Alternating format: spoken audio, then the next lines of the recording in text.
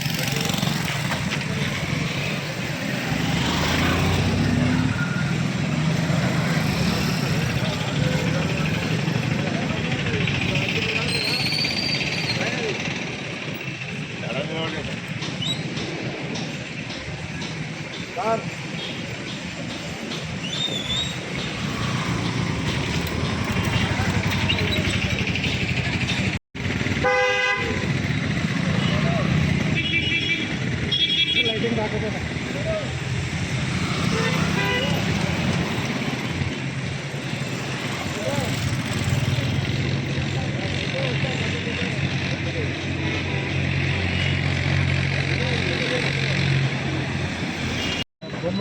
బొమ్రాజ్పేట్ పోలీసులు crime number 153 of 2024లో Patnam Narender Reddy గారు A1ని 2 days కస్టడీకి తీసుకోవడం జరిగింది. Kodangal court JFCM court permission తోటి ఆ కస్టడీలో అదొకటి ప్రెజెన్సీలో ఒక ఇన్వెస్టిగేషన్ చేయాలన్న సందర్భంలో నేను 2 days ఇన్వెస్టిగేషన్లో నేను కూడా కస్టడీలో నరేందర్ గారికి ప్రెజెన్సీగా నేను ఉండడం జరిగింది. ఎక్కడ కూడా ఇన్ ద కస్టడీ ఎక్కడ కూడా ఆయన పర్సనల్ తన పేరు, సన్ ఆఫ్, ఇంటి వివరాలు, భార్య పిల్లల వివరాలు తప్ప కేసుకు సంబంధించి ఎలాంటి వివరాలు నరేందర్ రెడ్డి గారు కస్టడీలో చెప్పలేదు. కేసుకు నాకు ఎలాంటి సంబంధం లేదనే వివరాలు మాత్రం చెప్పడం జరిగింది.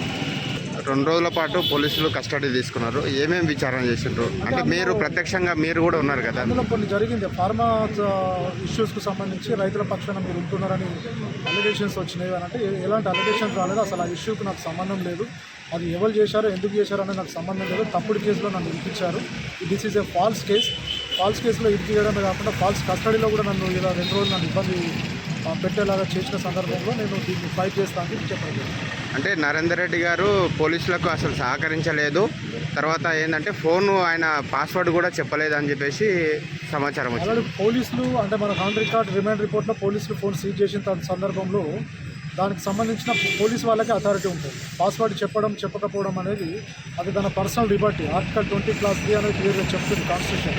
ఎక్కడ కూడా కాన్స్టిట్యూషన్ వైలేషన్ కానీ హ్యూమన్ రైట్స్ వైలేషన్ కానీ ఉండొద్దని కొడంగల్ కోర్టు కూడా అది కస్టడీ పిటిషన్లో క్లియర్గా చెప్పడం జరిగింది. అంటే నరేందర్ రెడ్డి గారికి సంబంధించి హ్యూమన్ రైట్స్కి వైలేట్ చేసే విధంగా ఇన్వెస్టిగేషన్ జరగదు, కస్టడీ ఉండొద్దని క్లియర్గా చెప్పడం జరిగింది.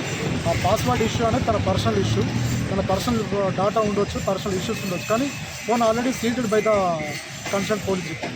సో దీనిపైన ఫర్దర్ మీరు ఎలా ముందుకెళ్తున్నారు? కస్టడీ కంప్లీట్ అయింది కాబట్టి మేము కస్టడీ బేస్ చేసుకొని బెయిల్ పిటిషన్ అడిగే అవకాశం ఉంటుంది. నాపల్లి క్రిమినల్ కోర్టులో బెయిల్ ఆర్గ్యుమెంట్స్ వస్తుంది.